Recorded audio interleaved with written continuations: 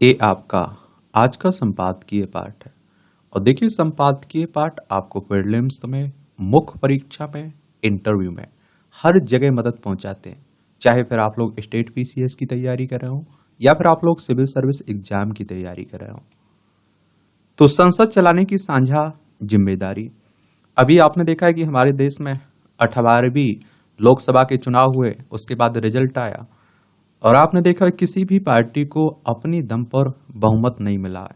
जो बीजेपी के सहयोगी दल हैं, जिन्हें मिलाकर आप देखते हैं कि एनडीए बना हुआ था, उसे बहुमत मिला। और मोदी जी ने तीसरी बार प्रधानमंत्री के रूप में शपथ ली। टोटल सीटें कितनी है लोकसभा में? 543 सीटें हैं। बहुमत के लिए कितनी चाहिए होती हैं? 272 चाहिए होती हैं। और एक बात याद रखिएगा, अगर लोकसभा का आपको चुनाव लड़ना है तो आपकी उम्र कम से कम 25 साल होनी चाहिए। अधिकतम उम्र की कोई सीमा नहीं रखी गई है। लोकसभा सदस्य का चुनाव डायरेक्ट जनता यानी कि मतदाताओं के द्वारा होता है। अगर आपकी उम्र 18 साल हो चुकी है तो वोटर सूची में आपका नाम जुड़ चुका होगा और आप लोग वोट डालने भी जाते होंगे। पहले वोट डालने की उम्र 21 साल हुआ करती थी, फिर उसे घटाकर 18 साल कर दिया गया था 61वें संविधान संशोधन के द्वारा। ये चुनाव करवाता कौन है? इलेक्शन कमीशन ऑफ इंडिया, भारतीय निर्वाचन आयोग। एक संवैधानिक संस्था है। संविधान के अनुच्छेद 324 के तहत चुनाव आयोग की स्थापना की बात की गई है और 25 जनवरी 1950 में स्थापना हुई थी। 25 जनवरी को आप लोग मतदाता दिवस मनाते हैं। नई दिल्ली में हेडक्वार्टर देखने को मिलेगा। सुकुमार सेन मुख्य चुनाव आयुक्त थे पहले। अभी वर्तमान में कौन है, ये आप लोग बताइए। और देखिए, संसद के 3 भाग होते हैं, एक तो लोकसभा, राज्यसभा और राष्ट्रपति। जो नियम कानून बनते हैं आप सभी जानते हैं, लोकसभा और राज्यसभा और राष्ट्रपति ही उस पर सहमति देते हैं एक तरह से। लोकसभा राज्यसभा में कोई प्रस्ताव आता है तो उसे आप लोग विधेयक कहते हैं, बिल कहते हैं। राज्यसभा लोकसभा में चर्चा होती है, फिर आप देखते हैं कि वहां से पास होकर राष्ट्रपति की सहमति मिलती है, वो कानून बन जाता है। नई लोकसभा गठन के साथ ही संसदीय कार्यवाही पर पूरे देश की निगाहें लगी हुई हैं। संसद लगभग 1.5 अरब लोगों की भाग्य विधाता है। देश की इच्छा है कि सत्ता पक्ष और विपक्ष राष्ट्रीय समृद्धि के लिए संसद में प्रेमपूर्ण संवाद करें। लेकिन सत्र के पहले दिन ही राष्ट्रपति के अभिभाषण पर 3 बार हंगामा किया गया। दूसरे दिन से अभिभाषण के धन्यवाद प्रस्ताव पर चर्चा प्रस्तावित थी और भारी शोरगुल हुआ। व्यवधान के कारण सदन स्थगित हो गया और सिर मुड़ाते ही ओले पड़ने वाली स्थिति निर्मित हो गई। और संसदीय प्रणाली भारतीय संवैधानिक व्यवस्था का मूल आधार है। जनता ने एक समूह को बहुमत देकर सरकार चलाने का जनादेश दिया है। साथ ही राष्ट्रहित में सुझाव देने एवं आलोचना करने की जिम्मेदारी दूसरे क्रम पर आए। आप देखेंगे कि अल्पमत जन समूह को सौंपी गई है। और लोकतंत्र में विपक्ष के नेता की विशिष्ट भूमिका होती है। ब्रिटेन के पूर्व प्रधानमंत्री हैरोल्ड मैकमिलन ने कहा था कि विपक्ष के नेता की स्थिति कठिन होती है। दोष निकालना और आलोचना करना उसका काम है। संसद और राष्ट्र के प्रति विपक्ष की विशेष जिम्मेदारी है। बीते कुछ वर्षों के से भारत में विपक्ष की भूमिका ने निराश भी किया। और देखिए, 2014 में और 2019 में जो चुनाव हुए थे उसमें आप देखिए किसी भी पार्टी को 10% सीटें नहीं मिली थी विपक्ष में बैठने के लिए, इसलिए अब विपक्ष के नेता भी नहीं था। इस बार राहुल गांधी विपक्ष के नेता बने। सदन में व्यवधान है और जब भी आप लोग विपक्ष के नेता पर, विपक्ष पर कुछ लिख रहे हो तो इनके इस तरह के महापुरुषों ने, इस तरह के पॉलिटिशियन ने कभी कुछ कहा है, जैसे पंडित जवाहरलाल नेहरू ने कुछ कहा है, तो उसका भी उल्लेख कर दिया करिएगा आंसर राइटिंग में और निबंध में। बीते कुछ वर्षों से धारणा बनी है कि सदन चलाने की जिम्मेदारी केवल सरकार की है, जबकि सदन चलाने की जिम्मेदारी दोनों पक्षों की है। पंडित जवाहरलाल नेहरू ने ठीक लिखा था, इसका उल्लेख कर सकते हैं। संसदीय प्रणाली में न केवल सशक्त विरोधी पक्ष की आवश्यकता होती है, बल्कि सरकार और विरोधी पक्ष के बीच सहयोग भी आवश्यक होता है। हम जहां तक ऐसा करने में सफल होंगे वहां तक हम संसदीय जनतंत्र की ठोस नींव रखने में सफल होंगे। हंगामा, नारेबाजी, बहस के दौरान सदन से वह गमन और सदन के भीतर प्ले कार्ड प्रदर्शित करना विपक्ष का अधिकार मान लिया गया है। व्यवधान के कारण विपक्ष भी जनहित के मुद्दे नहीं उठा पाता, महत्वपूर्ण मुद्दों की ओर सरकार का ध्यान आकर्षण भी नहीं हो पाता है। ऐसे तरीकों से जन उपयोगी मुद्दे भी उपेक्षित हो जाते हैं। अब आप देखिए, हमारे देश में 3 कृषि कानून आए हुए थे। अब सोचिए कि उस पर अगर अच्छे से बहस होती, सबकी राय ली जाती, मशवरा किया जाता, तो इतने लंबे समय तक किसानों को आंदोलन ना करना पड़ता। इतने किसान शहीद भी हो गए उसमें और बाद में कृषि कानून तीनों वापस भी लेने पड़े सरकार को। तो एक अच्छी चर्चा परिचर्चा होना जरूरी भी है। भारतीय संविधान में शासन की स्थिरता के बजाय जवाबदेही को अधिक महत्व दिया गया। इसलिए संविधान निर्माताओं ने संसदीय पद्धति को अपनाया। संसद में प्रश्न, ध्यानाकर्षण, इसी तरह के अन्य प्रस्ताव संसदीय कार्यवाही के माध्यम से सरकार को उत्तरदायी बनाते हैं। और संसद सरकार की जवाबदेही सुनिश्चित करने का श्रेष्ठ मंच है और इसकी जिम्मेदारी विपक्ष को सौंपी गई है। तो विपक्ष ही आदर्श स्थिति में पहुंचा सकता है। सत्ता पक्ष और विपक्ष परस्पर शत्रु नहीं होते हैं। विधान बनाना जटिल काम है। सरकार जरूरी विधायन के लिए यथा विधि प्रस्ताव लाती है, विपक्ष यथा विधि विरोध करता है, संशोधन प्रस्ताव रखता है और संसदीय कार्यवाही को उत्कृष्ट बनाना सत्ता एक पक्ष एवं विपक्ष का साझा कर्तव्य है। दुनिया के अनेक देशों में संसदीय जनतंत्र सफल हो रहा है। ब्रिटिश संसद में हंगामा नहीं होता है। बीबीसी के अनुसार सैकड़ों वर्षों से ब्रिटिश हाउस ऑफ कॉमन्स को 1 मिनट के लिए भी स्थगित नहीं किया गया था। और Canada, Australia, America Congress, Switzerland की संघीय सभा, चीन की नेशनल पीपुल्स कांग्रेस, जापान की डाइट और फ्रांस की संसद प्रयास सुचारू रूप से चलती हैं। भारत जैसा हंगामा इन प्रतिनिधि संस्थाओं में नहीं होता है। शोर और हंगामे से राष्ट्रीय क्षति होती है। दुर्भाग्य से 18वीं लोकसभा की शुरुआत ही स्थगन व्यवधान से हुई है। यथा यहाँ शपथ ग्रहण के दौरान ही अप्रिय प्रसंग देखने को मिले। कुछ सांसदों ने शपथ में अपनी ओर से अनावश्यक शब्द भी जोड़े और इससे संवैधानिक शपथ की गरिमा का उल्लंघन हुआ। तमाम अवरोधों के बावजूद 17वीं लोकसभा की उत्पादकता संतोषजनक रही है, लेकिन शोर शराबा और अप्रिय शब्द प्रयोग के चलते कार्यवाही निराश करती है। मूलभूत प्रश्न है कि शोर और बाधा डालकर क्या हम कार्यपालिका को ज्यादा जवाबदेह बना सकते हैं या फिर तथ्य और साक्ष्य रखते हुए प्रभावी भूमिका का निर्वहन कर सकते हैं। सदन में शालीन और मर्यादित आचरण एवं भाषा का कोई विकल्प नहीं है। और आप देखिए, भारत में संसदीय प्रणाली का इतिहास काफी प्राचीन है। वैदिक काल में भी यहाँ सभा और समितियां थी। संविधान सभा की कार्यवाही के दौरान कई धारदार बहस हुई थी। संविधान सभा की कार्यवाही 165 दिन चली थी। 17 सत्र हुए थे। लोकसभा में भी 1968 तक सदस्य धैर्य से सुनते थे, मर्यादा में बोलते थे। फिर हंगामा आदि कारणों से संसद की कार्यवाही पर ग्रहण लगता गया और संसद का समय घटता गया। और सदस्यों की शिकायत रहती है कि सदन की बैठकें कम होती हैं, उन्हें बोलने का पर्याप्त समय नहीं मिलता है। संविधान सभा में प्रोफेसर केटी शाह ने संसद को कम से कम 6 माह तक चलाने का प्रस्ताव किया और अध्यक्ष मावलंकर का विचार भी वर्ष में 7-8 माह सदन चलाने का संचालन करने का था। ब्रिटिश हाउस ऑफ कॉमन्स की विशेषाधिकार समिति ने 1939-40 में सदस्यों को प्राप्त विशेषाधिकार के पीछे कारण बताया कि सदस्य संसद में बिना किसी बाधा के अपना कर्तव्य पालन कर सकें। शोर शराबा और सदन के बैल में जाना विशेषाधिकार नहीं है। विशेषाधिकार जिम्मेदारी बढ़ाते हैं। और हाउस ऑफ कॉमन्स की एक समिति ने 1951 में दिलचस्प टिप्पणी की थी। विशेष अधिकारों के कारण सदस्य समाज के प्रति अपनी जिम्मेदारियों से मुक्त नहीं हो जाते, बल्कि आप देखते हैं कि संसद सदस्य होने से अन्य नागरिकों की तुलना में उनके दायित्व और बढ़ जाते हैं। इतने ऊंचे पद पर बैठाया जा रहा है तो उनकी तो जिम्मेदारियां बढ़ती हैं ना। कहते हैं कि जितनी पावर मिलती है उतनी जिम्मेदारियां बढ़ती जाती हैं। और विशेष अधिकार असामान्य उन्मुक्ति है। वे कार्यवाही में मर्यादा पालन में साधक हैं। इन सब के बावजूद कार्यवाही में व्यवधान होते हैं। विशेष अधिकार सहित सांसदों को मिलने वाली सुविधाएं एवं अधिकार सदन में मर्यादा पूर्वक और परिपूर्ण वाक स्वतंत्र के प्रयोग को शक्ति देने के लिए है। सदन में अमर्यादित आचरण उचित नहीं। विश्वास है कि 18वीं लोकसभा में जनोपयोगी राष्ट्रीय विमर्श होगा। पक्ष विपक्ष साथ मिलकर भारत को विकसित राष्ट्र बनाने के लिए संकल्पबद्ध होंगे। सभी सदस्य परस्पर आत्मीयता के परिवेश में अपने कर्तव्य का पालन करेंगे। लेखक उत्तर प्रदेश विधानसभा के पूर्व अध्यक्ष हैं। इनका नाम है हृदय नारायण दीक्षित। इनके द्वारा यह आर्टिकल लिखा गया है। और देखिए, 1 पे 11 हैं, चाहे सत्ता पक्ष हो चाहे विपक्ष हो।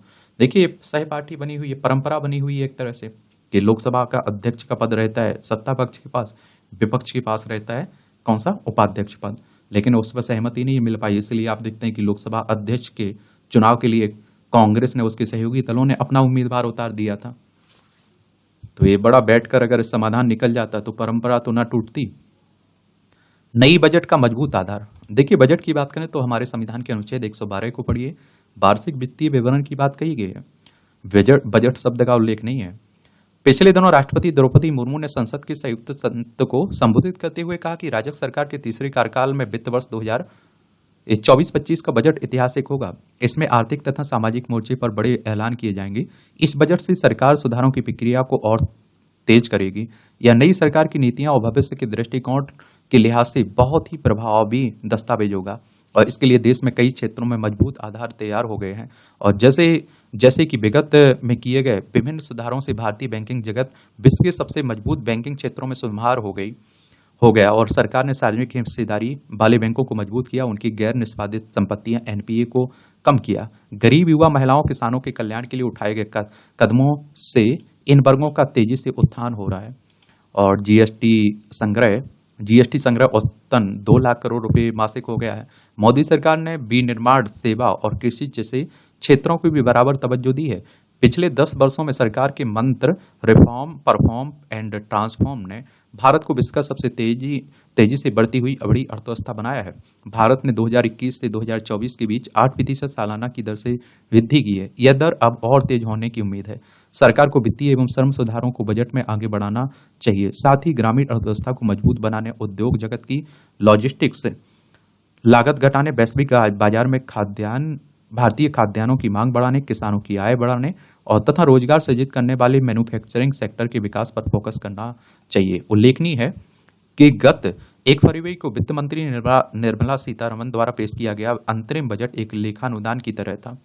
और देखिए, जब चुनाव हो ना जिस साल, तो उस साल अंतरिम बजट कुछ समय के लिए जारी किया जाता है, लाया जाता है। तो उसी की बात करें। इसका उद्देश्य नई सरकार बनने तक की व्यय जरूरतों को पूरा करना था। और अंतरिम बजट में वित्त मंत्री ने लोक लुभावन योजनाओं और रियायतों के रूप में कोई तोहफे नहीं दिए, बल्कि गरीबों, किसानों, महिलाओं, युवाओं, ग्रामीण विकास और बुनियादी ढांचा क्षेत्र के लिए अहम कदम उठाए गए। और इसने पूर्ण बजट के लिए एक सुदृढ़ आर्थिक और वित्तीय आधार तैयार करने का काम किया। देखा जाए तो आप देखिए, देश में पिछले 10 वर्षों में आयकर रिटर्न भरने वाले आयकर दाताओं की संख्या और आयकर की प्राप्ति में तेज वृद्धि हुई है। जहां पिछले 10 वर्षों में आयकर रिटर्न भरने वाले दोगुने से भी अधिक हुए हैं, वहीं आय की असमानता में भी कमी आई है। देश में कर सुधारों से आयकर दाताओं की संख्या बढ़ाने और आयकर संग्रहण के साथ साथ जीएसटी के में लक्ष्य से भी अधिक वृद्धि होने की उम्मीद है। और पिछले वर्षों में मोदी सरकार वित्तीय अनुशासन का पालन करते हुए राजकोषीय घाटे को बजट लक्ष्य के मुताबिक नियंत्रित रखने में काफी हद तक सफल भी रही है। और मैं आप लोगों से कहता रहता हूं कि देखिए, इकोनॉमी की किताबें आप लोग जरूर पढ़ लीजिएगा, अर्थशास्त्र की।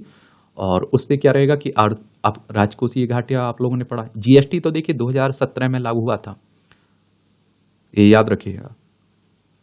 अब राजकोषीय घाटा क्या होता है, ये आप लोग पूछते रहते हैं ना। ये अगर आप लोगों ने क्या पढ़ा होगा, इकोनॉमी की किताबें पढ़ी होंगी, तो आप लोगों को मालूम भी होगा। तो आप देखें, राजकोषीय घाटे की अगर हम लोग बात करें इसमें, तो राजकोषीय घाटा वह राशि जिसमें सरकार का कुल व्यय उसकी कुल प्राप्तियों उधार को छोड़कर से अधिक होता है। दूसरे शब्दों में अगर हम कहें तो राजकोषीय घाटा तब होता है जब सरकार का व्यय किसी वित्तीय वर्ष में अर्जित राजस्व से अधिक होता है।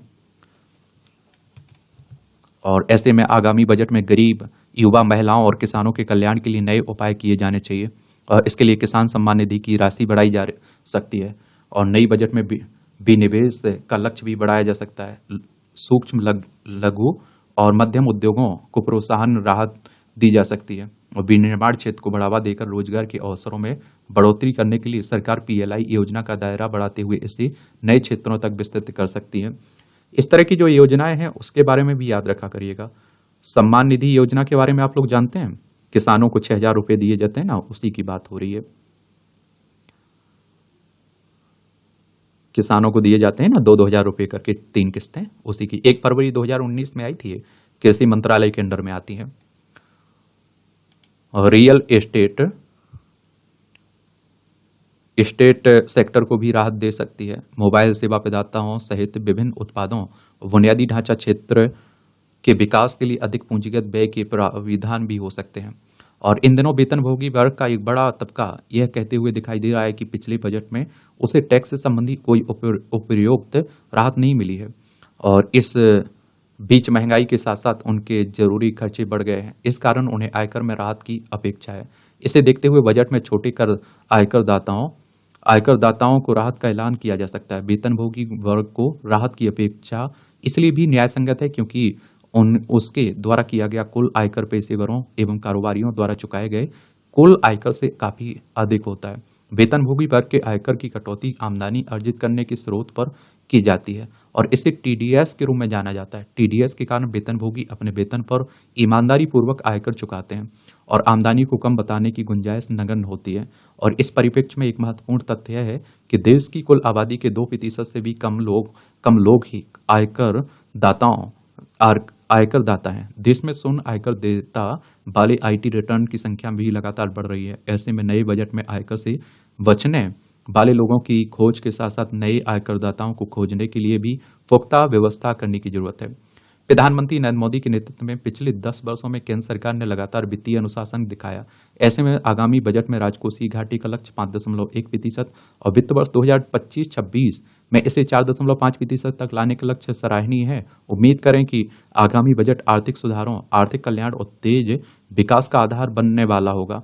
साथ ही यह भारत को 2027 तक दुनिया की तीसरी बड़ी अर्थव्यवस्था तथा वर्ष 2047 तक विकसित देश बनाने के सपने को साकार करने की एक मजबूत बुनियाद तैयार करने का काम करेगा। लेखक Acropolis institute of management studies and research Indore के निदेशक हैं। इनका नाम है डॉक्टर जयंती लाल भंडारी। इनके द्वारा यह आर्टिकल लिखा गया है। इस तरह के एडिटोरियल पढ़ा करिएगा। ऊर्जा अपूर्णता। प्रभु सबको सब कुछ नहीं देते हैं और जीवन के बहुरंगी उद्यान में कोई ना कोई मोहक एवं लोहावना पुष्प अवश्य लुप्त कर देते हैं, जिसको प्राप्त कर अपनी जीवन बगिया को श्रेष्ठ बनाने की महत्वाकांक्षा जीवन को परिश्रम के लिए प्रेरित करती रहती है। कुछ ना कुछ गोपनीयता, विशिष्टता, दुर्लभ आप प्राप्त संपत्ति, सामर्थ्य, शक्ति, ऊर्जा की कुंजी वह अवश्य स्वयं के पास सुरक्षित रख देते हैं और जिसे प्राप्त करने की चाह में मनुष्य आजीवन परिश्रम करने में लगा रहता है। यदि प्रभु सभी को सब कुछ दे दें तो जीव के पुरुषार्थ करने की प्रवृत्ति पंगु हो जाएगी।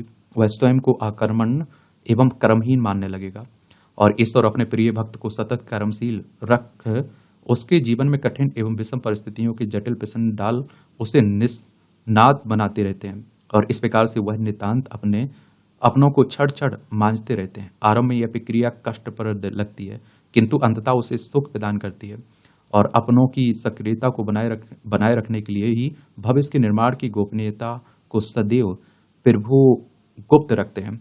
असंख्य सांसारिक उपलब्धियां हो लेकिन प्रभु कृपा बिन सब शून्य है और आप देखते हैं कि इसके बिना जगत के संपूर्ण वैभव अर्थ रहते हैं। परम सत्ता की अनुकंपा, दया दृष्टि के अभाव में असीमित सांसारिक प्रभाव के उपरांत भी व्यक्ति अथवा जीव हर पल तड़पता ही रहता है, जबकि उनकी स्नेह छाया में पलने बढ़ने वाला गरीब भी अत्यंत आनंद में जीवन का पल पल गर्व से व्यतीत करता है और अतः उसकी कृपा में ही यश, वैभव, बुद्धि, सामर्थ्य, शक्ति एवं जीवन की संपन्नता एवं पूर्णता है और इससे इतर सब कुछ अपूर्णता, अतृप्ति, छलावा, असंतोष मात्र मनुष्य तब तक अपूर्ण है जब तक वह स्वयं प्रभु और उसके परमानंद के द्रव्य रूप दर्शन एवं अनुकंपा से परिपूर्ण नहीं है। अच्छा कॉलम लिखा जाता है, देख लिया करिएगा।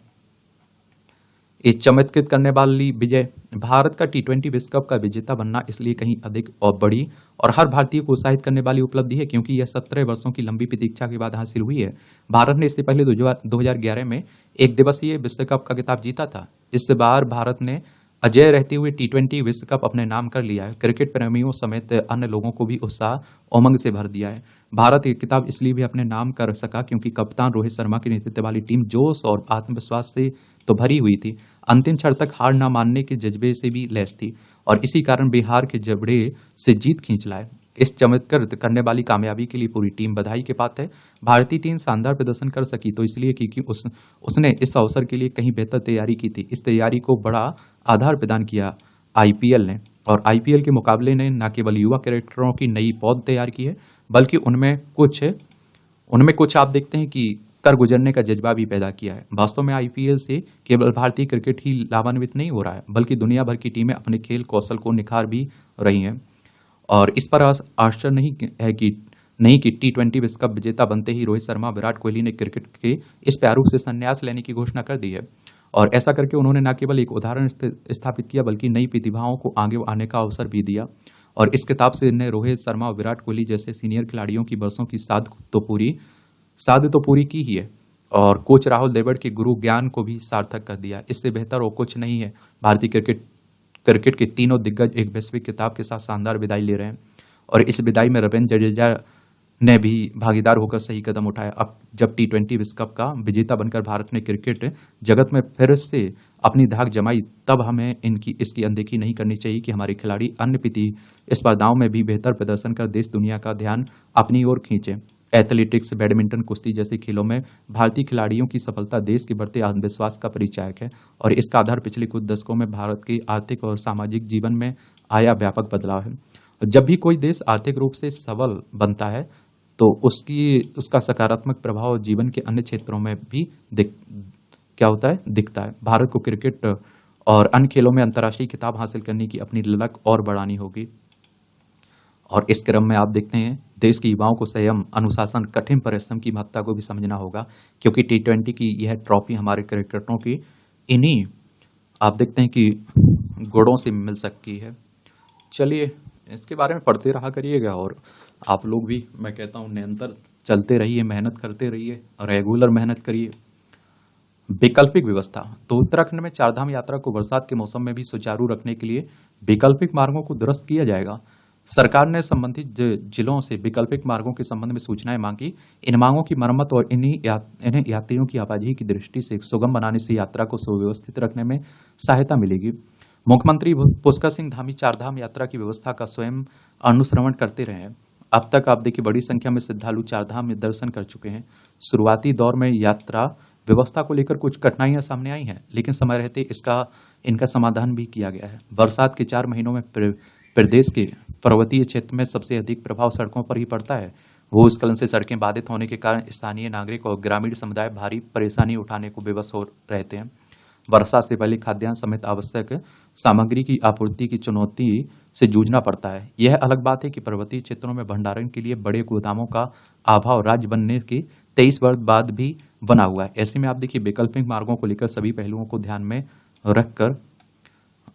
रखकर आप देखते हैं कि व्यापक चिंतन के साथ ठोस कार्य योजना बनाने की आवश्यकता है।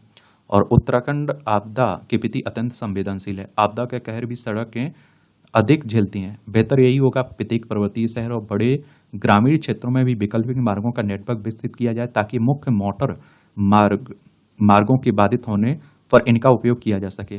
प्रदेश सरकार के पास वित्तीय संसाधन सीमित हैं। प्रधानमंत्री ग्रामीण सड़क योजना और आपदा के मद में इसके लिए अतिरिक्त वित्तीय सहायता के लिए केंद्र सरकार से भी अनुरोध किया जा सकता है।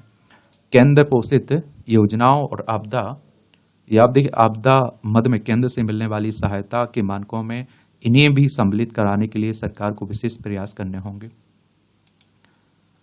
औपनिवेशिक कानूनों से मुक्ति, अब आप देखिए 3 नए आपराधिक कानून लागू हो चुके हैं ना आज यानी कि 1 जुलाई से देश भर में आपराधिक कानून लागू हो गए। इन कानूनों में भारतीय न्याय संहिता, भारतीय नागरिक सुरक्षा संहिता, भारतीय साक्ष्य अधिनियम शामिल है और जिन्होंने IPC यानी भारतीय दंड संहिता 1860, CRPC यानी दंड प्रक्रिया संहिता 1898 और भारतीय साक्ष्य अधिनियम 1872 का स्थान लिया है।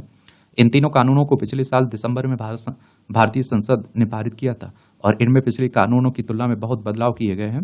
जैसे भारतीय दंड संहिता में 511 धाराएं थी, लेकिन भारतीय न्याय संहिता में 358 धाराएं रह गई हैं और इसमें 20 नए अपराध शामिल किए गए हैं। जो 33 अपराधों से में सजा अवधि बढ़ाई गई। 23 अपराधों में अनिवार्य न्यूनतम सजा का प्रावधान है, तो वहीं 6 अपराधों में सामुदायिक सेवा की सजा का प्रावधान भी किया गया। वास्तव में देश में लंबे समय से आपराधिक कानूनों में सुधार की आवश्यकता महसूस की जा रही थी, क्योंकि औपनिवेशिक काल में बने कानून भारतीय समाज की गतिशीलता और आकांक्षाओं का प्रतिनिधित्व नहीं कर रहे थे। और देखिए उस समय जो कानून बनाए गए थे वो उस हिसाब से बनाए गए थे, उन्होंने अपने मतलब के बनाए थे। उस समय हम लोग गुलाम थे, अब हम लोग आजाद हो चुके हैं। भारतीय विधि आयोग, बेज बरुआ समिति और विश्वनाथन समिति, मलीमथ समिति, माधव मेनन समिति ने भी इसकी सिफारिश की थी। भारत को आजादी मिले 75 वर्ष से अधिक का समय हो गया है, लेकिन भारत ब्रिटिश काल में बने आपराधिक कानूनों को अपनाए हुए था। ये कानून भारत में औपनिवेशिक शासन की निशानी के तौर पर विद्यमान थे। अब नए आपराधिक कानूनों के जरिए देश में औपनिवेशिक काल के प्रभाव को दूर करने का प्रयास किया गया है और नए आपराधिक कानून भारतीय समाज और परिवेश के अनुरूप बनाया गया है। भारत के सर्वोच्च न्यायालय ने समय पर आप देखिए आपराधिक कानूनों में विभिन्न परिवर्तन किए हैं और जहां कुछ प्रावधानों की व्याख्या करके उनका विस्तार किया गया वहीं कुछ प्रावधानों को हटा भी दिया है। नए आपराधिक कानूनों से ऐसे प्रावधान को अपडेट किया गया है। नए आपराधिक कानूनों में कुछ ऐसे प्रावधान भी किए गए हैं जिससे समय पर और सुगम तरीके से न्याय प्रदान करने में मदद मिलेगी। भारतीय न्याय प्रणाली अपनी लेट लतीफी के लिए जानी जाती है। पूर्ण रूप से न्याय प्राप्त करने में एक व्यक्ति को बहुत अधिक इंतजार करना पड़ता है। न्याय मिलने की प्रक्रिया भी काफी जटिल होती है, इसलिए समय और लोगों की जरूरतों को ध्यान में रखकर आपराधिक कानूनों को सरल और सहज बनाया गया है। ये 3 कानून दंड पर नहीं बल्कि न्याय पर ध्यान केंद्रित है। अब यह देखना होगा कि ये भारतीय न्याय प्रणाली के साथ पुलिस की कार्यप्रणाली और उसकी छवि को सुधारने में सक्षम होते हैं या नहीं। अच्छा लिखा जाता है। देखिए, ये भी कमेंट रहते हैं, टिप्पणियां रहती हैं, देखना हुआ कर तो देख लिया करिएगा। इसकी पीडीएफ आपको टेलीग्राम पर मिल जाएगी, एजुकेशन सर्कल प्लेटफॉर्म है ना, तो वहां से जाकर डाउनलोड भी कर सकते हैं आप लोग। अब आप देखिए, अमेरिका में राष्ट्रपति का चुनाव हो रहा है और एक तरफ आप लोग डोनाल्ड ट्रंप को देख रहे होंगे, दूसरी तरफ आप लोग जो बाइडेन को देख रहे होंगे। तो अमेरिकी चुनाव से मिलेगी नई दिशा। पिछले दिनों विश्व के 90 से भी अधिक देशों के प्रतिनिधि स्विट्जरलैंड में एकत्रित हुए थे। उद्देश्य था यूक्रेन के लिए शांति के उपाय खोजना और उनका प्रयास यूक्रेन में न्यूक्लियर प्लांट्स की सुरक्षा, खाद्य आपूर्ति श्रृंखला को बनाए रखना और बच्चों की वापसी जैसे प्रमुख मुद्दों पर सहमति बनाने का था। और आप देख रहे हैं कि यूक्रेन और रूस, इन दोनों के बीच लंबे समय से युद्ध चल रहा है। और आप देखते हैं कि परंतु शांति सम्मेलन के अंतिम दिन जब साझा बयान जारी करने का समय आया तो उस पर सहमति बनती नहीं दिखी। बयान में इस बात को रेखांकित किया गया कि यूक्रेन की क्षेत्रीय अखंडता युद्ध को खत्म करने के लिए शांति समझौते का आधार होगी। और इस बयान में यह भी कहा गया कि शांति हासिल करने के लिए सभी पक्षों की हिस्सेदारी और उनमें आपसी संवाद की जरूरत है। लेकिन क्या ऐसा है? क्या सभी पक्षों में आपसी संवाद बनाने की कोशिश की जा रही है? और आप देखेंगे, यदि हाँ तो फिर रूस और चीन कहाँ है? और यहां तक भारत, ब्राजील, सऊदी अरब भी इसमें शामिल नहीं हुए हैं। और आप देखिए, रूस को शामिल किए बिना क्या यूक्रेन में शांति आ सकती है? सबसे बड़ा प्रश्न है कि पश्चिमी दुनिया क्या वास्तव में यूक्रेन में शांति चाहती है, या यदि ऐसा है तो अभी तक इसके विपरीत सक्रियता क्यों दिखाई गई है? और इस सम्मेलन की शुरुआत से पहले यूक्रेन के राष्ट्रपति जेलेंस्की का कहना था कि हम कूटनीति को एक मौका देने में कामयाब हुए हैं। स्विट्जरलैंड में 92 देशों और कुछ अंतर्राष्ट्रीय संगठनों को एकत्रित कर लेना, वह जो पहले से ही रूस विरोधी और यूक्रेन समर्थक हैं, क्या वास्तव में कूटनीतिक कामयाबी है? और इसका अर्थ तो यही हुआ कि जेलेंस्की को रणनीतिक व्यूह रचना नहीं आती है। संभवतः जेलेंस्की और ये 90 देश ये मानकर चल रहे हैं कि रूस इनके दबाव में आकर युद्ध रोकने के लिए विफल हो जाएगा। यदि ऐसा है तो शायद वे रूस को पहचान ही नहीं पाए हैं। वस्तुतः रूस यूक्रेन युद्ध को शुरू हुए 2 साल 4 महीने बीत चुके हैं। रूस अब तक नुकसान की स्थिति में नहीं दिख रहा है। ये देश रूस पर कठोर आर्थिक प्रतिबंध लगाकर वार्ता की आप देखते हैं कि वार्ता की मेज पर तो ला नहीं सकते हैं। युद्ध कैसे रोक लेंगे? हाँ, यूक्रेन ऐसे देशों को एक मंच पर लाकर यदि कूटनीतिक ताकत दिखाना चाहता है तो इसे स्वीकार किया जा सकता है, लेकिन इसका हासिल क्या होगा? और जो देश पहले से ही यूक्रेन युद्ध पर एकमत हैं और लगातार रूसी हमले व आक्रामकता का विरोध करते आ रहे हैं, वे ऐसा ही विरोध एक मंच पर भी दर्ज करा सकते हैं और इससे अधिक कुछ नहीं है। ऑस्ट्रिया के चांसलर कार्ल नेहामर ने यह बात स्वीकार की है कि उनका कहना है कि हम जैसे किसी पश्चिमी इको चैम्बर में हैं, हम सब सहमत हैं, लेकिन बस इतना काफी नहीं है। एशिया, अफ्रीका और दक्षिणी अमेरिका के कई हिस्सों के बिना हम रूस को अपना विचार बदलने में कामयाब नहीं हो पाएंगे। बदलता विश्व, एक बार फिर यह विचार करके देखें कि क्या दुनिया इस समय तेजी से बढ़ती हुई नजर नहीं आ रही है, जिसमें एक तरफ मॉस्को, बीजिंग और उसके सहयोगी देश हैं, तो दूसरी तरफ आप देखिए अमेरिका और नाटो देश हैं। और आर्थिक दृष्टि से देखें तो एक तरफ G7 के रूप में विकसित अर्थव्यवस्थाएं, तो दूसरी तरफ ब्रिक्स इकोनॉमिक सहित कुछ अन्य इकोनॉमिक ब्लॉक भी हैं और एक दूसरे के साथ नहीं चल रहे हैं, बल्कि एक दूसरे के विरुद्ध बहुत कुछ रणनीतियों को अपनाते हुए भी दिख रहे हैं। और इस स्थिति में एक तरफ रूस की परिसंपत्तियों को फ्रीज करना, फिर यूक्रेन को देने पर सहमति जताना और फिर स्विट्जरलैंड में बैठकर शांति की बात करना रूस को मुंह चिटाने जैसा नहीं लगता है। और आप देखिए, सत्य तो यह है कि दुनिया इस समय 2 प्रकार के युद्धों से गुजर रही है। पहला है यूक्रेन के खिलाफ रूसी युद्ध और दूसरा क्रेमलिन के खिलाफ पश्चिमी दुनिया का आर्थिक युद्ध। अंतर्राष्ट्रीय वित्तीय संस्थानों द्वारा प्रकाशित रिपोर्ट बता रही है कि रूसी अर्थव्यवस्था G7 की तुलना में मजबूती का संकेत दे रही है। फरवरी के पहले सप्ताह में IMF द्वारा जारी आंकड़े इसकी गवाही दे रहे हैं। तो क्या यह कहा जा सकता है कि पश्चिमी ब्लॉक जब प्रतिबंधों की इकोनॉमिक्स पर चल रहे थे, तब रूस अर्थव्यवस्था को मोबिलाइज्ड बार इकोनॉमी बदलने का काम कर दिया है? यह सच है कि इस दौरान रूस ने अपनी अर्थव्यवस्था को एक मोबिलाइज्ड वार इकोनॉमी में बदल दिया, जिसका अधिकांश हिस्सा केवल युद्ध पर खर्च हो रहा है। यहाँ आप देखिए बहुत सारी संस्थाओं के बारे में जन्म हुआ है, बहुत सारी संस्थाओं की बात हुई है ना। इसमें नाटो की बात कर लेते हैं सबसे पहले। और इस तरह की संस्थाओं से आपके प्रीलिम्स में क्वेश्चन हर साल पूछे जाते हैं। इनके द्वारा जो रिपोर्टें जारी की जाती हैं उनके बारे में भी याद रखा करिएगा। तो the North Atlantic Treaty Organization की बात कर रहा हूँ, 4 अप्रैल 1949 में स्थापना हुई थी। ब्रुसेल्स बेल्जियम में इसका हेडक्वार्टर देखने को मिलेगा। 32 मेंबर हैं इसके। और G7 की बात करें तो ग्रुप ऑफ 7 की बात हो रही है। इसकी स्थापना 1975 में की गई थी। कब? 1975 में की गई थी। इसके अगर हम लोग मेंबर्स की बात करें तो Canada, France, Germany, Italy, Japan, United kingdom और संयुक्त राज्य अमेरिका आपको देखने को मिल जाएगा। अगर IMF की बात करें तो इंटरनेशनल मॉनेटरी फंड की बात हो रही है, अंतर्राष्ट्रीय वित्तीय संस्थान है। इसका हेडक्वार्टर वॉशिंगटन DC में देखने को मिलेगा। जुलाई 1944 में इसकी स्थापना हुई थी। नवंबर तक का इंतजार। बहरहाल स्विट्जरलैंड में पश्चिम के लोकतांत्रिक देश शांति के लिए एकत्रित हुए, यह अच्छी बात है। सच में यह पश्चिमी आधुनिकता भी कितनी अजीब वस्तु है, जो समय और परिस्थिति के अनुसार अपनी प्रकृति बदल लेती है। यूक्रेन को कुछ ऐसा ही आधुनिक बनाने का प्रयास पश्चिमी शक्तियां कर रही हैं। दुनिया ने मॉस्को, कीव और कीमिया को तो देखा है, लेकिन यह पड़ताल नहीं की कि रूस और यूक्रेन सांस्कृतिक व आर्थिक रूप से सदियों से एक दूसरे से जुड़े हुए थे, जिसे कितने षड्यंत्रकारी ढंग से तोड़ दिया गया है। मजे की बात यह है कि जो यूरोप अपनी ऑप्टिमम यूनियनिज्म आदर्शवादी संघवाद को नहीं बचा पा रहा है, वह यूक्रेन की राष्ट्रीय एकता और अखंडता को बचाने में लगा हुआ है। अमेरिका घरेलू राजनीति में विभाजन, ध्रुवीकरण और सामंजस्य की कमी से जूझ रहा है, और जो बाइडन उसे बचाने के बजाय यूक्रेन रूसी परिसंपत्तियों को कर्ज के रूप में देने की युक्ति खोज रहे हैं। जो भी हो, अमेरिका और यूरोप इसलिए खुश हो सकते हैं कि वे इस युद्ध में रूस को काफी नुकसान पहुंचाने में सफल रहे। पुतिन को भी इस बात की खींच हो सकती है कि रूसी फौज यूक्रेन और जेलेंस्की को सबक क्यों नहीं सिखा पाई है, लेकिन इस बीच जो सच है वह नेपथ्य में चला गया। खैर, नवंबर 2024 तक की अब प्रतीक्षा कीजिए। नवंबर में होने वाले अमेरिकी राष्ट्रपति चुनाव में यदि ट्रंप अमेरिका के राष्ट्रपति चुने जाते हैं तो यह तय मानिए कि इस युद्ध का परिणाम निकलेगा और दिशा भी कुछ अलग होगी। एशिया प्रशांत क्षेत्र में भी बन रही युद्ध की स्थिति। तो वर्तमान वैश्विक स्थिति को देखें तो यूरेशियाई मैदान में एक युद्ध छिड़ा हुआ है। ऊपरी तौर पर तो इसे रूस यूक्रेन के बीच युद्ध के रूप में ही प्रस्तुत किया जा रहा है, लेकिन यह सच नहीं है। सच्चाई तो यह है कि इसमें एक तरफ रूस है जिसके पीछे चीन खड़ा हुआ है, और दूसरी तरफ यूक्रेन है जिसके साथ America, Britain, Germany, France, Japan सहित लगभग वे सभी देश खड़े हुए या परोक्ष रूप से लड़ रहे हैं, जो या तो आप देखिए नाटो के सदस्य हैं या फिर जो अमेरिकी खेमे का हिस्सा है। अब अगर यह लड़ाई केवल दो राष्ट्रों के बीच नहीं हो रही है तो इसका असर भी दो राष्ट्रों तक ही सीमित नहीं रहना चाहिए। इसका असर व्यापक है, और विशेषकर आप देखिए वैश्विक अर्थव्यवस्था पर इतना प्रभावशाली कि वैश्विक अर्थव्यवस्था में मंदी जैसी दबाव को महसूस कर रही है।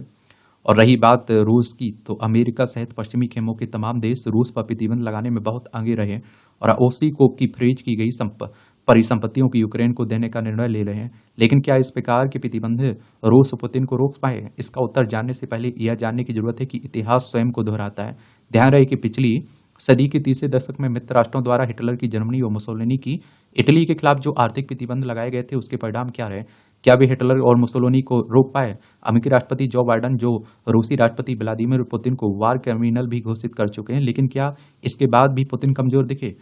अब तक तो नहीं। इसके विपरीत भी यह बताने में बहुत हद तक सफल रहे हैं कि यह सीधी रेखा में चलने वाला युद्ध नहीं है। इसमें महाशक्तियों की उच्च आकांक्षाएं और ग्रेट गेम शामिल हैं। यह एक जटिल और बहुआयामी आप देखते हैं कि युद्ध है जिसमें इंफॉर्मेशन वार, इकोनॉमिक वार अथवा ट्रेड वार, जियोपॉलिटिकल वार और आप देखिए वार ऑफ आइडेंटिटी जैसी विशेषताएं भी शामिल हैं। इसलिए यूक्रेन युद्ध को केवल पुतिन की महत्वाकांक्षाओं और जेलेंस्की के नाम समझी के दायरे तक सीमित रखना उचित नहीं होगा। सच तो यह है कि पश्चिमी दुनिया यूक्रेन के सहारे अपने अस्तित्व के लिए युद्ध लड़ रही है और पुतिन सोवियत युग के सपनों को साकार करने के लिए। पुतिन मानते हैं कि वर्ष 1991 में सोवियत यूनियन बिखरा तो रूस पर डाका डाल दिया गया। यूरेशियाई क्षेत्र में चल रहे इस युद्ध के अंतिम परिणामों का एक सिरा अमेरिकी चुनाव तक जाता है। दरअसल अमेरिका नई चुनौतियों के दौर से गुजर रहा है और ये चुनौतियां अमेरिका के मौलिक चरित्र को धीरे धीरे खत्म कर रही हैं। इसलिए यह चुनाव अमेरिकी इतिहास को प्रभावित करने वाला होगा। एक बात और, यूरोपीय देश ट्रंप की संभावनाओं को लेकर डरे हुए हैं। उनकी नज़र में ट्रंप अमेरिका यूरोप संबंध के लिए बेहतर साबित नहीं होंगे। कारण यह है कि अपने पिछले कार्यकाल में भी यूरोपीय हितों के खिलाफ काम करते हुए दिखे। चूंकि ट्रंप की छवि में एक तानाशाह और अस्थिर व्यक्तित्व वाले नेता की है, इसलिए अमेरिकी विदेश नीति पुनः अनिश्चितता की तरफ जाएगी। ट्रंप के चुने जाने से संभवतः यूक्रेन युद्ध की भी दिशा बदल जाए। ट्रंप और पुतिन के बीच अच्छे संबंध रहे हैं। यह भी संभव है कि परोक्ष रूप से रूस का समर्थन करें। यदि ऐसा हुआ तो पुतिन यूक्रेन पर कब्जा करने से नहीं चूकेंगे।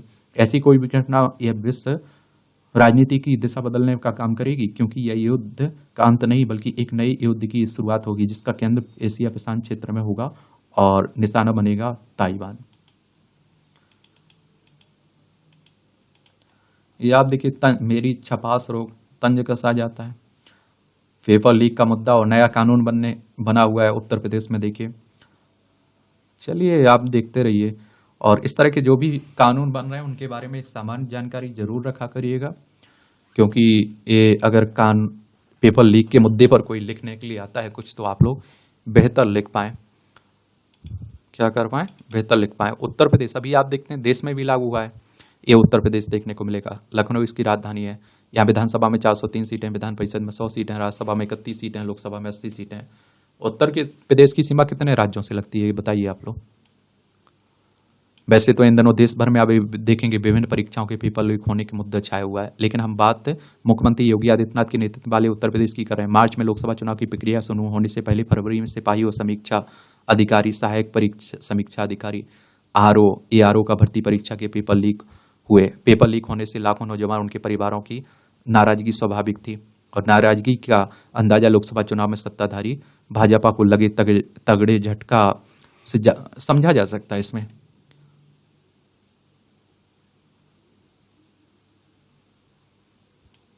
चलिए, ये आप देखते हैं कि अब वादे के मुताबिक पुलिस और ARO की ही परीक्षा अगले 2 माह में योगी सरकार कर रही है ना। देखिए, अभी उत्तर प्रदेश सार्वजनिक परीक्षा अनुचित साधनों की रोकथाम 2024 जैसा नए कानून बनाया गया। नौजवानों के भविष्य के साथ खिलवाड़ करने की कोई हिमाकत ना करे, इसके लिए पेपर लीक को गैर जमानती बनाने का साथ लिप्त सॉल्वर गिरोह के सदस्यों को उम्र कैद की व्यवस्था नए कानून में है। 36 वर्ष पुराने उत्तर प्रदेश सार्वजनिक परीक्षा अनुचित साधनों का रोकथाम 1998 में अधिकतम 2 वर्ष की सजा की व्यवस्था थी। ऐसे में अलग अलग परीक्षाओं में सक्रिय रहे गिरोह के सदस्यों व सॉल्वर को ATF द्वारा पकड़ने पर भी लचर कानून के चलते उन पर पूरी तरह से शिकंजा नहीं कस पाता था। पुराना कानून सॉल्वर गिरोह की कमर तोड़ने वाला ना होने से उसमें कई सदस्य तो बिना किसी भय के एक के बाद एक परीक्षाओं में गड़बड़ी करने में शामिल हो रहे थे।